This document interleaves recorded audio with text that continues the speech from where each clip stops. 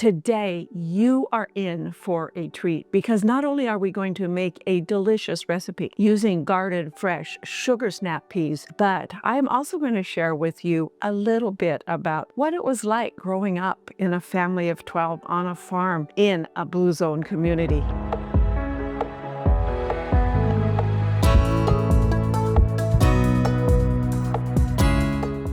If you don't know what the blue zone communities are, these are 5 areas, little pockets around the world of people who live well into their 90s and 100s. For example, my mom is now going to be 102 next month. So let's dive in. To get started, I've turned on my induction burner to high right now, and I am using a hex-clad wok. If you scroll down to the links below, you'll be able to see a link for both the induction burner and the hex-clad wok. The reason I like using the induction burner for frying on the wok is that it gets hot really fast. It's almost instant on, instant off. And if you have a gas stove, the gas stove works great, but it takes a while to heat up, and the induction burner is a real fast way to heat up your wok. Once that wok is hot, you're going to want to put about 2 tablespoons of olive oil in it. Olive oil is a healthy vegetable oil, much healthier for you than seed oils,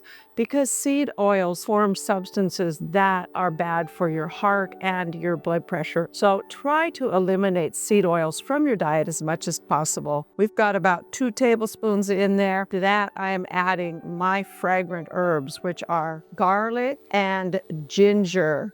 Ginger is so versatile. Grated ginger, in addition to just smelling amazing, the smell coming from that, the ginger and garlic, but you don't want to cook it too long. And I'm now turning it down to about medium high because we're going to add fresh sugar pod peas. I grow them in my garden, but I haven't actually planted them. My garden is just finally defrosting. I'll plant them probably in about 2-3 weeks, and they take about 2 months to get ready. So in the meantime, I'm on the hunt for fresh sugar pod peas because as soon as spring hits, I'm like craving those sugar pod peas. Because they're good for you, they add so much fiber. You would think they might be high in carbs. They are kind of high in carbs, but because they add so much fiber, your actual carbs that get converted to sugar are about 1/3 of what the total carbs are. So each serving in this recipe of sugar pod peas only has about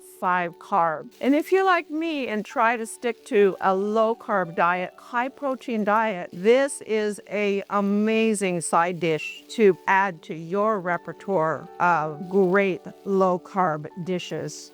If this information was informative, thank you for clicking the like button, subscribing, as well as signing up for notifications.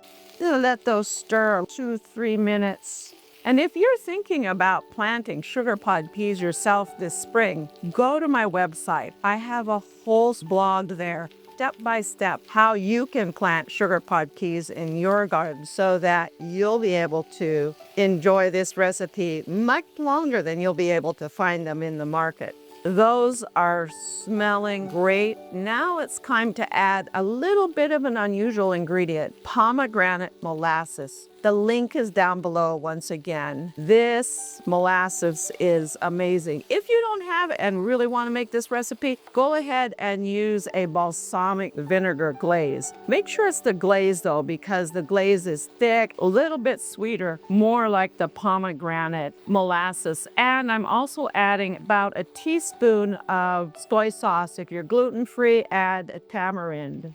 We're going to stir that in and let that just kind of cook. You want some of the liquid to evaporate so it gets a little thick. And here's my pro tip. If you've added a fair amount of liquid or even a little bit too much liquid to your stir fry, and you want to thicken it a little bit, get yourself some instant clear gel. It's a great thickener. You can't add it directly to the liquid, but if you add a couple of pinches to your stir-fried skillet, it will nicely thicken your liquid, help it stick to your snow peas so that they all get coated with that delicious pomegranate. Those sugar pod peas, you can tell they're fresh because look at how vibrant and green they are. I think I'm gonna turn this off. The final step, add a little pomegranate seeds to it. Adds that nice bright pop of color. Wow. And also some toasted sesame seeds.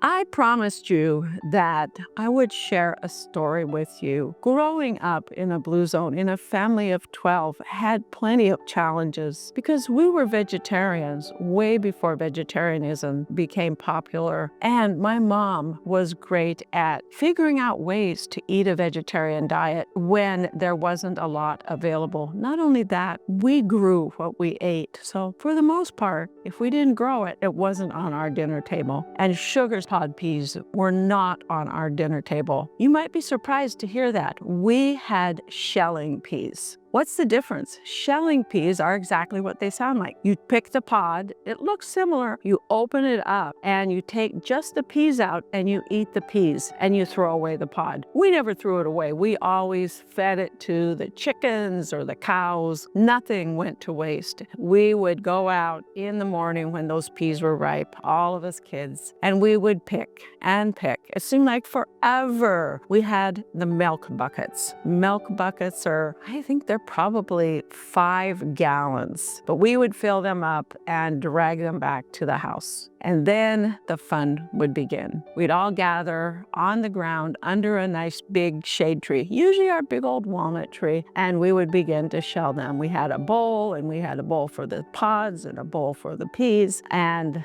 for me, the best part was we could eat them if we were hungry, and they could be a snack when we were shelling them. But if we kind of started eating more, we were eating more than were in our bowl that we were shelling, my mom would cut us off. They were delicious. And we would spend a long time just talking, visiting, shelling peas, telling stories, recalling the day's event, the prior day's event, talking about what was going on over the summer, what our summer plans were, and all kinds of things like that. Once those peas were all shelled, we would start with maybe, let's say, 5 buckets, 5-gallon buckets. So we got 25 gallons of peas. When we were all done, I think we would be lucky to have 5 gallons of shelled peas. But the chickens were happy, and of course the cows were happy because they love those pea pods. We'd take them in the house, and I personally like frozen peas better, but we didn't really have freezer space to freeze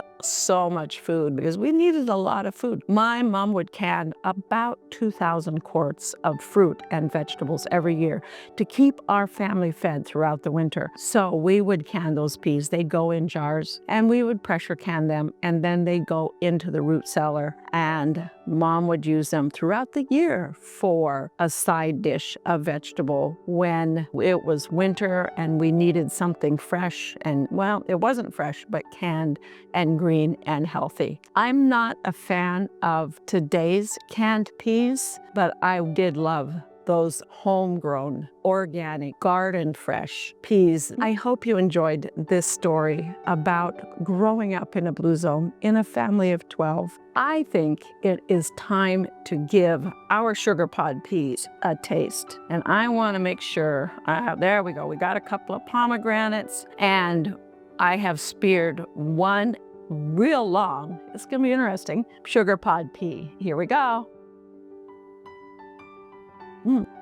That, I gotta say, is a very amazing bite. You've got the crunch of the sugar pod peas, and then you get that kind of overlay, I would say, of a delicious little bit of sweetness, and then it finishes with the crunch of the seeds from the pomegranate. Delicious, nutritious. I hope that you are inspired to make this recipe yourself. So give it a thumbs up, click that like button, and don't forget to subscribe. All of this helps me continue to bring you great recipes as well as fun and informative informative information. Go to my website, growwithdrjonette.com. You'll be able to find the full recipe there and all the ingredients and instructions step by step how to make it. While you're there though, learn about the longevity switch, how this recipe as well as so many of the other recipes on my website will help you activate your body's longevity switch. Thank you for joining me today.